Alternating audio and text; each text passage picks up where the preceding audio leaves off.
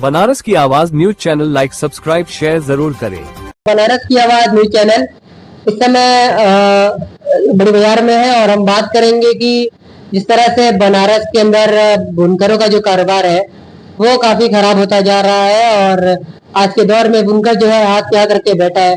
कई बुनकर तो इसको लेकर घरेलू विवाद में आत्महत्या भी कर रहे हैं क्योंकि डिप्रेशन रहता है, अलग अलग तरह की समस्या रहती है। तमाम मुद्दों पर बात करेंगे कि आखिरकार कारोबार जो है बुनकर का इतना ज्यादा डाउन कैसे हुआ और इसको सही कैसे किया जा सकता है, इस पर बात करेंगे। सबसे पहले अपना परिचय दीजिए। अस्सलाम वालेकुम, मेरा नाम जहीर अहमद है और मैं मोहल्ला काजी सादुल्लापुरा बड़ी बाजार का रहने वाला हूँ।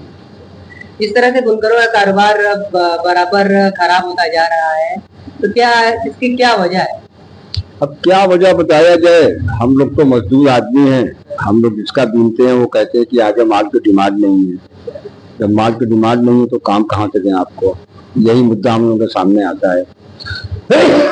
यही मुद्दा हम लोगों के सामने आता है। तो ये कारोबार जो है इसका आर्डर जो आपकी बनाई सर तैयार होती है, इसका आर्डर क्यों फेल हो जा रहा है? अब ये तो जो आदमी आर्डर लेता है वो ना बताएगा। हमारे सामने जो मतलब समस्या है वो ये है कि हमारे पास काम नहीं है, मजदूरी हमारी कम होती जा रही है।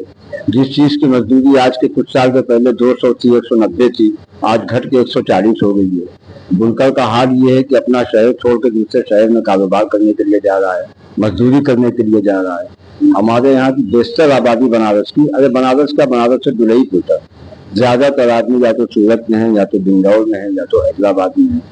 पहले हमारे यहाँ की कंडीशन ये थी कि पूरे बनारस में जिसके यहाँ पावर लूम चलता है सब बिहार के और बंगाल के कारीगर भरे यहाँ थे और काम की पोजीशन ये थी, हालत ये थी कि 12-12 घंटे की 2 शिफ्ट का पावर लूम चलती थी। आज एक शिफ्ट भर भी काम नहीं है। जो हम लोगों के बच्चे हैं जो अपने हाथ से चलाते हैं उनके लिए भी काम नहीं है। अभी आज हमारा बच्चा जहाँ का हमारा चलता है माल लेके गया था, उन्होंने कहा कि अब आज से जो भी माल आएगा उसकी मजदूरी 10 रुपया कम हो जाएगी। ये हाल है, काम नहीं है तो मजदूरी तो करना पड़ता है। अब आधे से आधे उनके पास आता है, नहीं आता है, क्या रेट चल रहा है, क्या नहीं चल रहा है। हम लोग मजदूर आदमी हैं, हम लोग जहाँ का बीनते हैं वही उतनी बड़ी हम लोगों की जिंदगी है, वही उतनी बड़ी दौड़ हम लोगों की है। अब आगे की जो रिपोर्ट है, आगे के लोग साथ मिलिए तो आप बताएंगे कि आगे की क्या रिपोर्ट है। ऐसे में जिस तरह से मजदूरी कम हो रही है और बुनकर जो है मजबूर होकर ही काम कर रहा है, तो क्या ऐसा क्यों हो रहा है? क्योंकि हर आदमी जानता है कि महंगाई बढ़ गई है, तो क्या एक तबका इससे अपने नीचे वाले को नहीं देख पा रहा है, इसको समझ नहीं पा रहा है? इसको हम क्या बताएं, जब नहीं देख पा रहा है, नहीं समझ पा रहा है, तब में हमारे यहाँ तंजीमें भी हैं लेकिन तंजीम भी कोई काम नहीं कर रही है। आज यहाँ जो मुकामी लोग हैं उनके लिए भी काम नहीं है। आप अभी बाहर निकलिए, देखिए जितने भी ऑटो वाले हैं, टोटो वाले हैं हमारे इलाके में, अगर उनके घर जाके आप देखिए तो अगर उसके पास 2 लूम है, 4 लूम है, वैसे ही लूम बंद पड़ा है, काम है ही नहीं है उस पर। जब काम नहीं तो बेचारे ऑटो टोटो ले लिए हैं, उससे मतलब फाइनेंस करा के उसी को चला रहे हैं। अब रोजी रोटी अगर मिले तो काहे को ऑटो चलाएं, काहे को टोटो चलाएं, अब रोजी रोटी है ही नहीं है। हमारे पास खुद जो पावर लूम है, 3 तो पावर लूम है, उसमें से 1-2 हमेशा बंद रहता है और जो एक चलता भी है कोई खास नहीं, बस चल रहा है। ईद के बाद से तो हालत ये कि पहली तानी लगी है, अभी तक पहली तानी भी नहीं कटी है। एक तानी का मतलब 60 साड़ी, 60 साड़ी का मतलब 9,000। अब हम लोग ये हालत है कि 2-2 आदमी, 2-2 बच्चे हमारे काम करने वाले हैं लेकिन 2 बच्चों भर भी काम नहीं है। ये हाल बनारस के मजदूरों की है।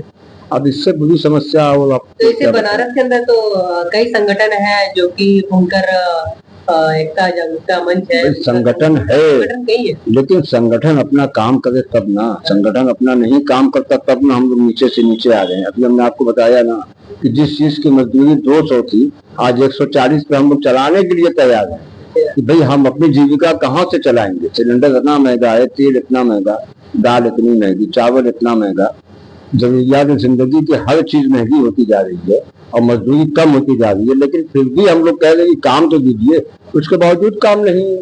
और उसकी मतलब जिंदा सी मिसाल है कि यहाँ अगर आप बस्ती में जाइएगा, जबकि लोगों के पास जनरेटर हुआ करता था, लाइट अगर चली जाए तो लोग जनरेटर चालू करते थे। आज आप देख लीजिए पूरे इलाके में घूम लीजिए, जिसका जनरेटर बंद पड़ा है उन्हें पौने दाम में लोग बेच रहे हैं।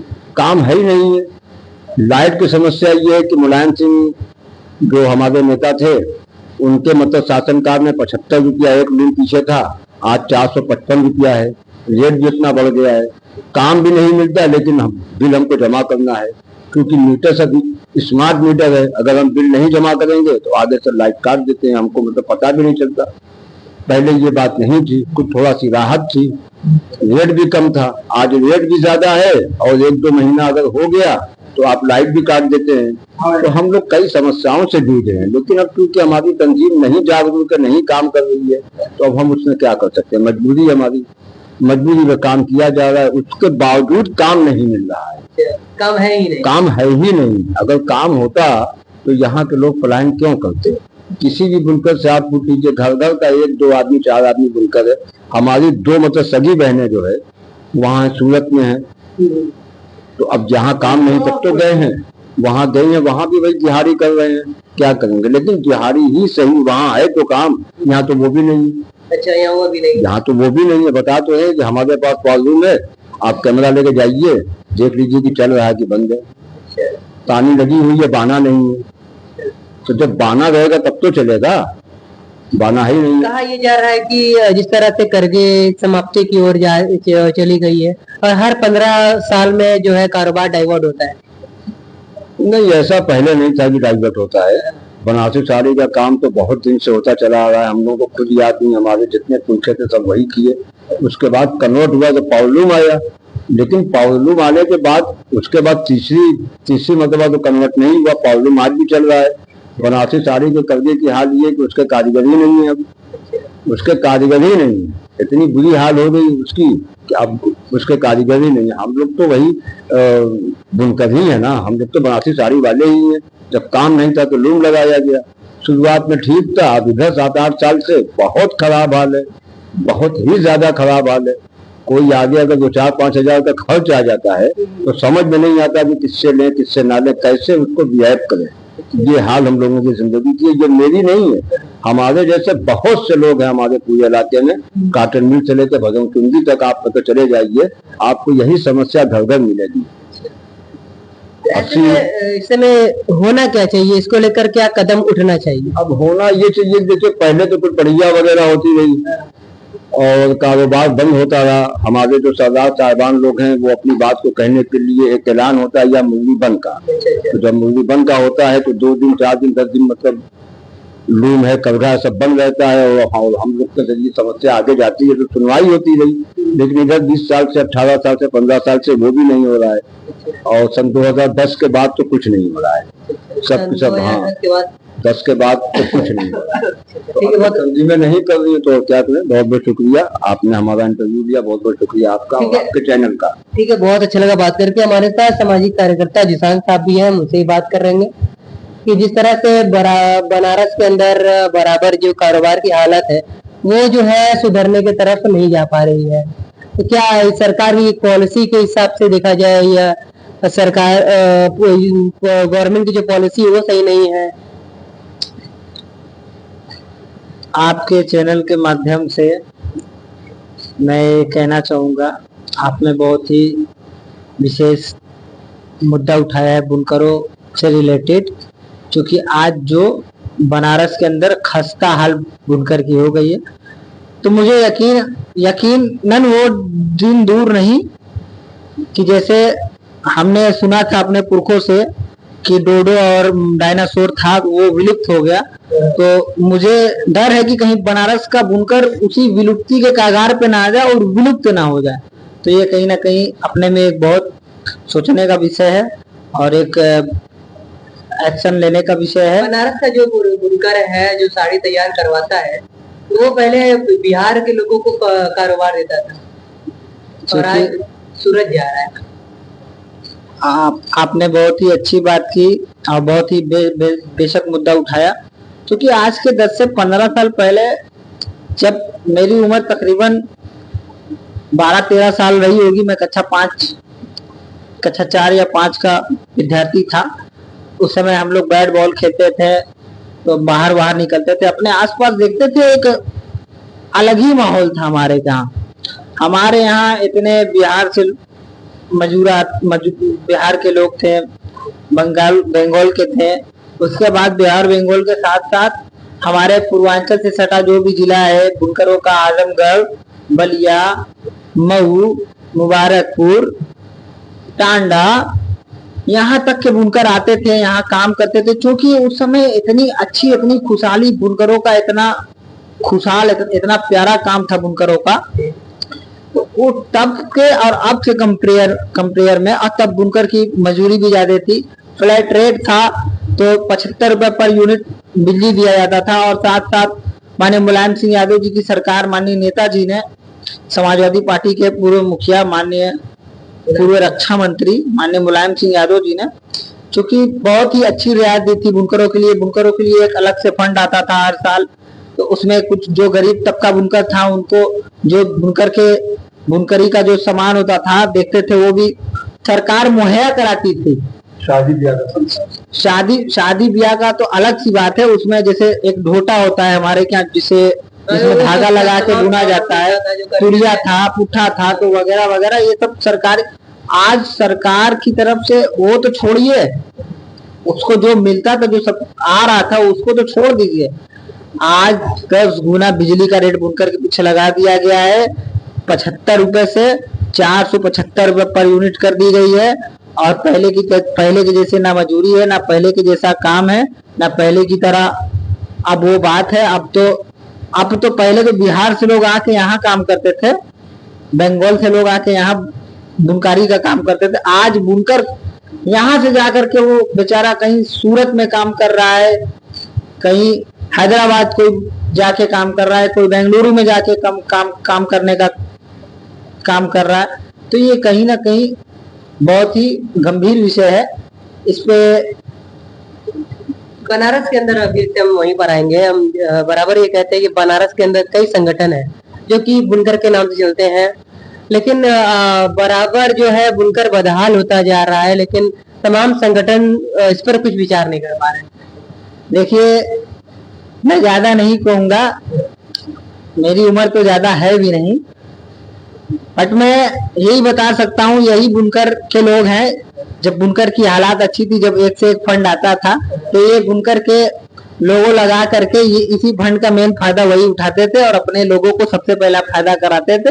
बस इतना ही इनका काम, बस ठप्पा लग गया है बुनकर का।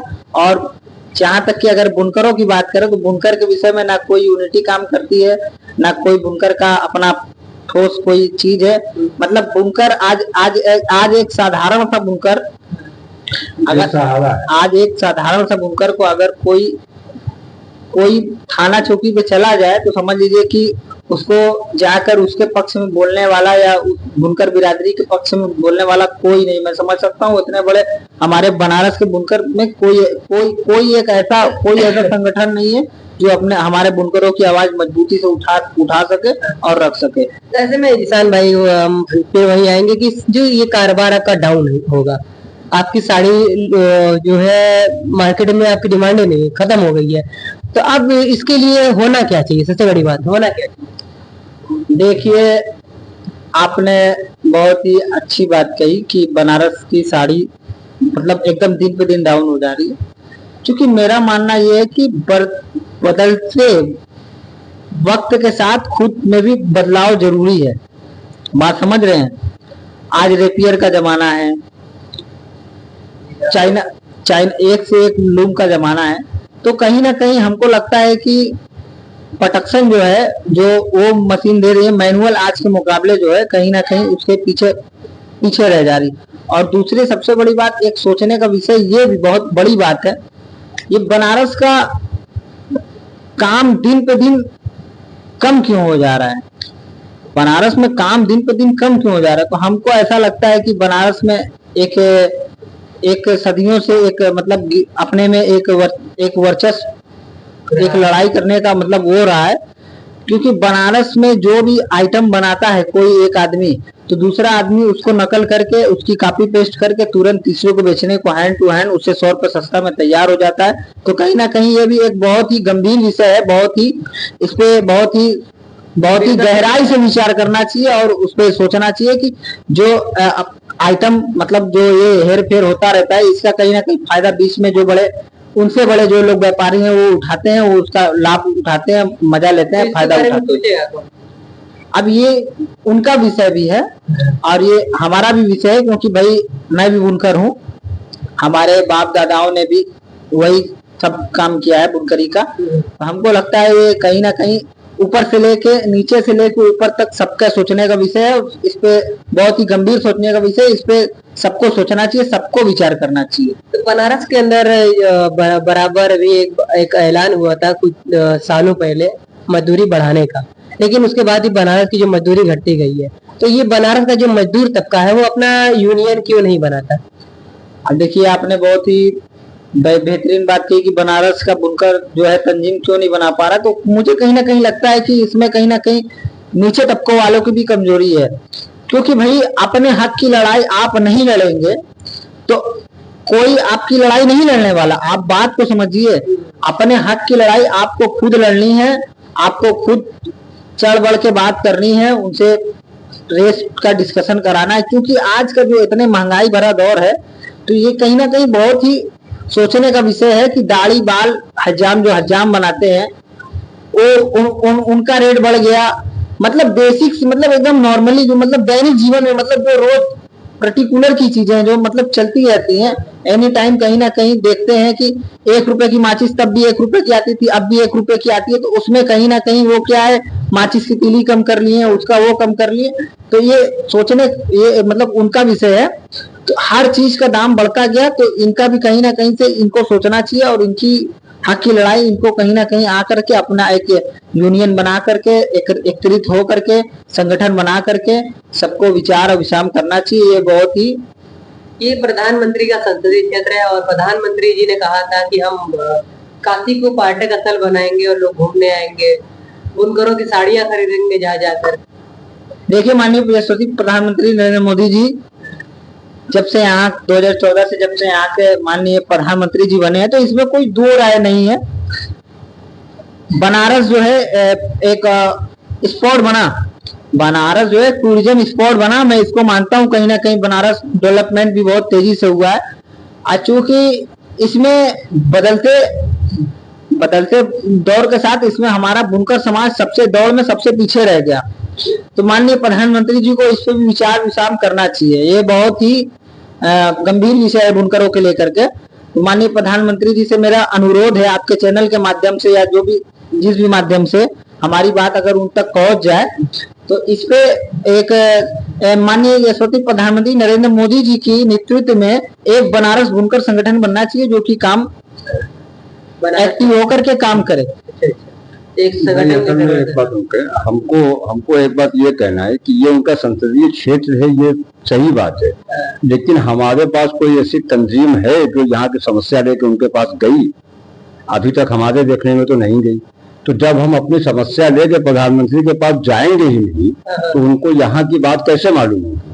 तो कम से कम हमारी जो तंजीमें हैं, बुनकर ज़राना तंजीमें जो हैं यहाँ कैयद हैं, उनकी मुलाकात उनसे होना चाहिए।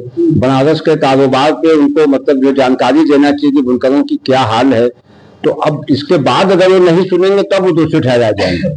आज की जो मतलब समस्या है, अब उनको मालूम ही नहीं है संसदीय क्षेत्र होने से क्या होता है। जब आप उनके संसदीय क्षेत्र में अगर बुनकरों की कोई समस्या है, तो हमारे लोग उनके पास जाएं डेलीगेशन लेके कि भाई हमारे बुनकरों की समस्या ये है। अगर उसके बाद नहीं सुनते तब ना हम उनको दोषी कहेंगे। अभी हम गए ही नहीं, और लोग जाते हैं कि नहीं, गल्ला वाले जाते हैं, सोनार जाते हैं, और लोग जाते हैं ना। तो हमारी जो तंजीमें हैं उनको भी जाना चाहिए। आप डॉक्टर के पास जाएंगे ही नहीं और आपके सर में दर्द है, आप सोचेंगे कि यहीं से लेटे मेडिसिन ले लें, तो नहीं होगा ना। नहीं होगा। तो अगर जिस चीज की बीमारी है आपको उस विषय के डॉक्टर से आप मिलेंगे, आप उसको बताएंगे, तब वो डॉक्टर दवाई देगा, एमआरआई कराएगा, सीटी स्कैन करेगा, आपकी समस्या को देखेगा, उस हिसाब से दवाई देगा, तब उसका इलाज होगा। मेरा कहने का मतलब समझाने का मतलब यही था। तो क्या लगता है, इस बनारस में मजदूरी जो है घटती जा रही है, तो इसको लेकर एक संगठन का विस्तार होना चाहिए। मान लीजिए कोई संगठन का विस्तार होता है, तो क्या आप लोग जुड़ेंगे उससे? बिल्कुल जुड़ेंगे, और जहां तक हो सकेगा आवाज भी उठाएंगे, कल भी आवाज उठाने का, बुनकरों का हम काम करते हैं, आज भी बुनकरों का उठाने का आवाज तब भी करेंगे इंशाअल्लाह। अल्लाह सलामत रखे बुनकर तंजीम को। और एक हमको लगता है कि एक संगठन बनना चाहिए बनारस में फिर से, ये सिर्फ लोगो लगा करके, और जब सपा और बसपा और कांग्रेस की सरकार आने पे जो लाभार्थी जो बुनकर है संगठन है, मैं उनको बुनकर संगठन नहीं मानता। तो अगर वो संगठन होते हैं तो ये आज ये बुनकर को ये हाल देखना ही नहीं पड़ता। 4 से 5 साल पहले जो है ये कैंसर हो गया, कैंसर। मैं तब भी कह रहा हूँ, अब भी कह रहा हूँ, ये लास्ट स्टेज का कैंसर हो गया है। इसकी दवा पहले ही हो जानी थी, 4 साल 5 साल पहले। ये बहुत गंभीर विषय था और हमको लगता है कि एक संगठन बनना चाहिए। ठीक है, बहुत अच्छा लगा बात करके। हम बात कर रहे थे बुनकर के मुद्दे पर, और यहाँ पे जो लोग मौजूद है उन लोगों से बातें हो चुकी है। बनारस के अंदर एक बुनकर संगठन की बहुत जरूरत है, और आप लोगों ने भी सहमति की है कि हमको अगर कोई बुनकर संगठन बनता है तो हम उसके साथ कंधे से कंधा मिलाकर संघर्ष करने के लिए तैयार है। मिलते हैं अगली अपडेट में। बनारस की आवाज न्यूज़ चैनल बनना है तो चैनल को लाइक कर, सब्सक्राइब करें और दोस्तों में शेयर करें, और कमेंट करके आप भी प्रतिक्रिया रख सकते हैं कि बनारस के अंदर जो साड़ी तैयार होती है उसकी डिमांड जो है बनारस में इतनी ज्यादा कम क्यों हो जा रही है, और जो मजदूरी है महंगाई के हिसाब से मजदूरी क्यों नहीं बढ़ी। मिलते हैं अगली अपडेट में।